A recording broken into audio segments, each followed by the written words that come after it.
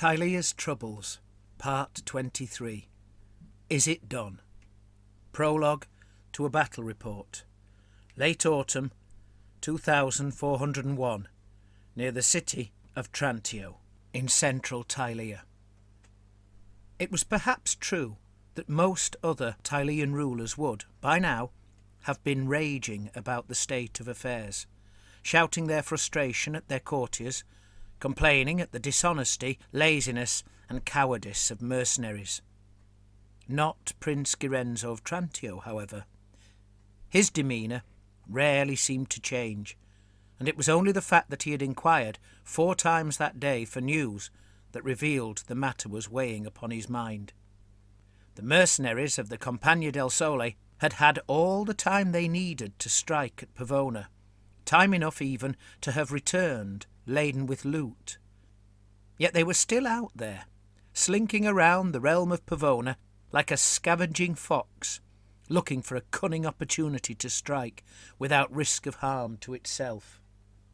Every report they sent to the prince gave a different excuse. First, there was the threat of the Pavonan army, reckoned to be far greater in strength than the Compagnia del Sole. Then there was trouble with moving the artillery. Then it was camp fever and the flux. Eventually, news came that at last they intended to strike at the newly developed settlement in Venafro, just east of the conquered city of Astiano. Since then, nothing. Until now. The prince was mounted and armoured, having been engaged in military exercises with his gentlemen at arms in the open fields to the east of the city. It was a bright, blue sky day, and he and his knights, bedecked as they were in plumes and their elaborately fluted armour, atop brightly barded horses, looked as if they had stepped out of the pages of a book of heroic tales. A handful of noblemen and officers, the prince's ever-present counsellors and advisers, stood chatting to one side, for the most part clad in the traditional burgundy and green of Trantio. Upon sight of an approaching party, the prince had halted, ordering his men-at-arms to form a rank. He removed his exuberantly plumed helmet and watched as one man stepped forwards from the newly arrived company. It was the Compagnia del Sole captain, Duilio Chitti, the same man who had brought the first set of excuses to be presented over 6 weeks ago. The captain was burdened with a chest under one arm, but nevertheless bowed, apparently a dab hand at that particular courtly etiquette, and then awaited the prince's command. "Do not tarry. Say what you've come to say," the prince ordered in his quiet, clipped voice. Whether a felon was being led in for judgment, or a newly acquired horse was being brought before him for inspection, the voice was always the same. "Your Grace, I bring better news this time. The Compagnia is victorious. Venafro is laid waste, and a good deal of loot is taken. We successfully outmanoeuvred the Pavonan army so that they failed to catch us. I have here a gift for your Grace, a box of the most delectable trinkets we took, to serve as an aperitif for the more substantial meal we shall serve you upon our return." This might be considered unusually flowery language for a mercenary, but then again, Captain Chitti had been chosen to liaise with a prince, and so ought to be expected to have a polite way with words. The prince did not respond immediately. It was not his way to rush. Like the others there, Captain Chitti was forced to wait. The subsequent silence was interrupted only by the snorting of a horse and the pawing of another's hooves upon the ground. The captain wore a travelling cloak of soft leather over his blue and red tunic and hose. His own cap sported yellow and white feathers, the colours of the Compagnia's myrmidon emblem. The guards behind him, also garbed in blue and red, accentuated with white and yellow, looked grimy and tired. One had removed his helmet, like a peasant might remove his cap in front of his betters, but in the mercenary's case he likely did so only for his own comfort.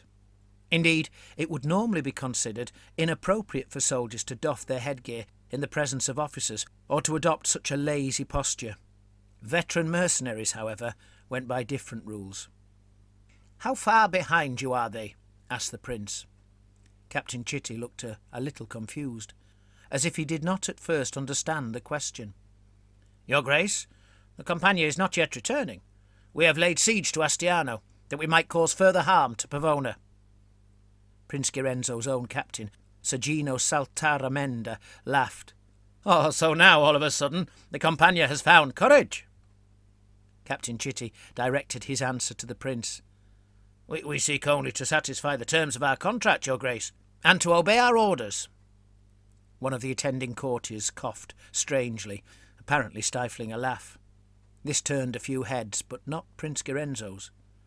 "You seek only to enrich yourselves," said the prince, "which you can do best by not only being paid, but by taking a share of an even bigger haul of loot. I take it, then, that the Pavonan army are far removed, otherwise I doubt you would tarry so close to their realm." "No one knows where the enemy is, your grace, but General Fortebraccio seems satisfied that the risk is well worth taking. He does not intend to stay long before Astiano." "How so?" demanded the prince. "It is a walled town, is it not? Sieges take time." "It is walled, your grace, but there is little garrison to speak of, and they were previously conquered quickly and easily by the Pavonans." Again Sergino laughed. "The Pavonans were no doubt willing to take casualties," he said, "which is why they carried the day with their storm. I very much doubt your own soldiers would wish to climb ladders as their comrades fall on all sides to lie heaped and dying in the ditches below." The mercenary captain flashed a defiant look at Sergino, giving a glimpse, perhaps, of just what he was capable of. A man such as he, a veteran of many wars, had most likely been through hell several times over, and himself created hell for others as often. "The Compagnia's fighting reputation is unblemished these past 10 years. Mamidia's blessing is upon us. We fight only when it proves necessary, in strict accordance with our orders." "And will it?" asked the prince. "Will it prove necessary?" "I greatly doubt it, your grace. General Fortebraccio and the Army Council believe we can quickly extract a heavy fine from the Astianans. Once that is obtained, we can leave." "Let us hope the people of Astiano do not realize you don't actually intend to attack," said Sergino. "And let us hope that the Pavonan army does not arrive in time to catch you," added the prince, "for then I would lose the fine, the Compagnia, and the plunder already taken." Captain Chitty smiled, as if considering the comment to be entirely warranted, then gestured lazily to one of the men in the company behind. "Pietro, the list," he said. A young man, unarmoured but sporting the Compagnia's livery and girded with a heavy blade, strode forwards with a rolled paper in his hand and bowed in a much more awkward manner than the captain. The captain continued, "This is a complete list of the plunder taken from Venafro, your grace." Prince Girenzo fixed his eyes upon Captain Chitty. "Upon receipt of my own agent's inventory of your baggage train, we shall see just how complete this list is, shall we not?" Pietro walked towards the prince himself, eliciting smirks from the mercenaries and annoyed looks from the Trantian councillors. He proffered the paper, but Prince Girenzo ignored him. A man such as Pietro did not simply stuff a note into the hand of a prince like Girenzo. One of the councillors stepped forwards, coughed to catch Pietro's attention, then beckoned him over with a finger. The soldier again bowed nervously to the prince, then strode over to hand the paper to the councillor instead. "Now," said the prince, "I suggest, good captain, that you make haste and return to your company. Perhaps your presence among the brave besiegers will add a silver coin or two to the ransom yielded."